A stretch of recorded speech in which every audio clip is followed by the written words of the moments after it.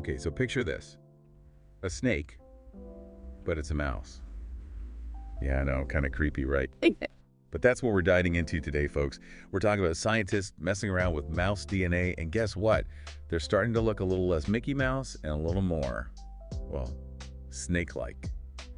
You with me? Yeah, it sounds like something out of a sci-fi movie, doesn't it? But it's actually a fascinating look at how evolution works, like way down at the DNA level. So we're talking like actually changing the building blocks of life here. Exactly. We're talking about isolating specific DNA sequences, tweaking them, and then watching what happens. And in this case, what happened was no legs on the mice. Hold on, back up a sec. Yeah. What DNA sequence are we talking about? How do you even know it's responsible for, growing limbs or not growing limbs, as the case may be? Right, so there's this DNA sequence called the ZRS. Think of it like a set of instructions for building limbs. You find it in all sorts of animals, from humans to fish. So it's like a universal limb gene. Pretty much. But here's the thing. In snakes, the ZRS sequence is a little off. It's like those instructions got scrambled somewhere along the way. Scrambled how? Did something delete it? Or maybe a virus rewrote snake DNA? What happened? It's actually more subtle than that. The ZRS is still there in snakes, but it's different enough that it doesn't do its job properly. So no limbs for snakes. Yeah. But how do scientists know the ZRS sequence is the culprit? Did they, compare snake DNA to other animals? They did even better than that. They used mice as a sort of living laboratory. They took the scrambled ZRS sequence from a snake and used it to replace the perfectly normal ZRS sequence in a mouse embryo. Wait. They can actually do that, like cut and paste DNA. Gene editing technology is pretty amazing. And yeah, they basically did a DNA swap, and the results were, well, let's just say it proved their point. The mouse embryos, they didn't grow limbs. Whoa. So they basically created a snake out of a mouse. In a way, yeah. They demonstrated that this one DNA sequence, the ZRS, is crucial for growing limbs. And when it's messed up like it is in snakes, you get, well, no limbs. Mind blown.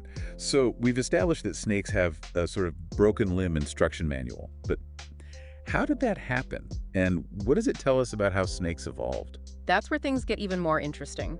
Well, it wasn't like snakes woke up one day and decided, you know what, no more legs for us. This was a gradual process, millions of years in the making. So, picture a world where snakes had legs. What did those early snakes look like? Were they just slithering around on stumpy little legs? Okay, so picture this.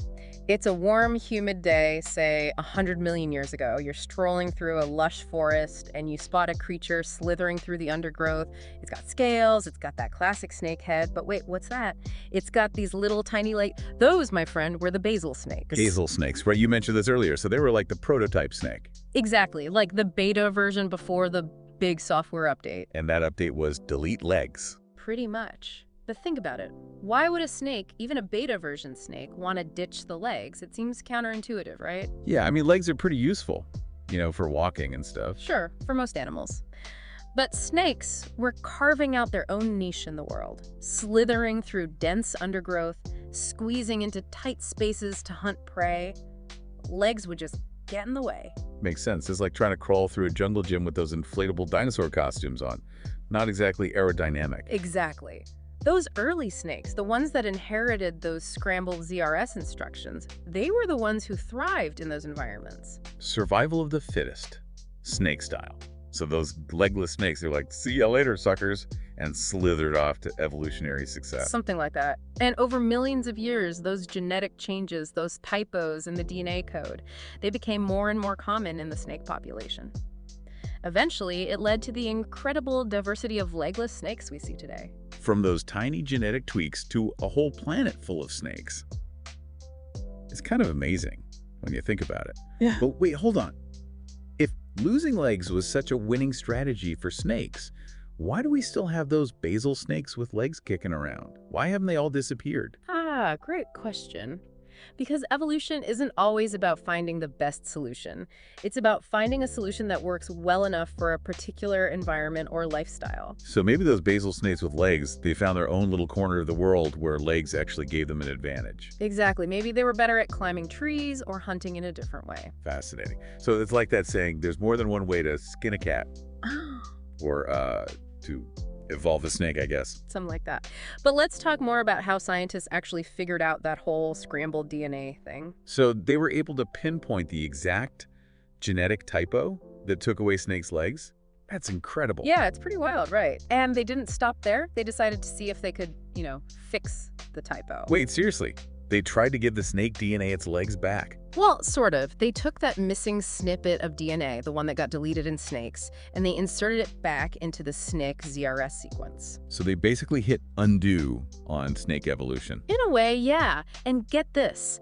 When they implanted this fixed SNCC ZRS back into mouse embryos, the mice still showed some limb reduction, but it was way less severe than with the original SNCC ZRS. It's like they partially restored those limb-building instructions. That's mind-blowing. So does this mean scientists could, create a snake with legs now? Well, it's not quite that simple. I mean, snakes losing their legs, it wasn't just about this one gene or one deletion. It was a whole chain reaction of changes over millions of years, all shaped by the environment. So no leggy snakes strutting around anytime soon. Probably not, but hey, you never know. The point is, this research gives us a peek into the incredible power of genes and how they can reshape life on Earth. We started with a simple question about how snakes lost their legs, and we ended up on this wild ride through genetics, evolution, and the very building blocks of life. And it just goes to show even the simplest creatures can hold the most mind-blowing secrets waiting for us to unlock them. Speaking of unlocking secrets, what's the one big takeaway you want our listeners to walk away with today?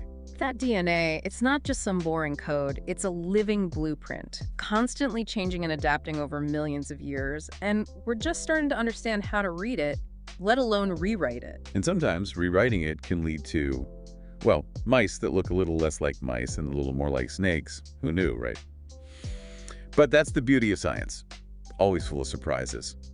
And on that note, we're out of time for today's deep dive. It's been a wild one. It sure has. And for you, dear listener, here's something to chew on. If scientists can erase limbs by tweaking DNA, what other traits could we manipulate? Could we change eye color, height, maybe even intelligence? The possibilities are both thrilling and, let's face it, a little bit freaky. Thanks for joining us on this journey into the world of genetics and evolution. Until next time, keep those brain cells buzzing.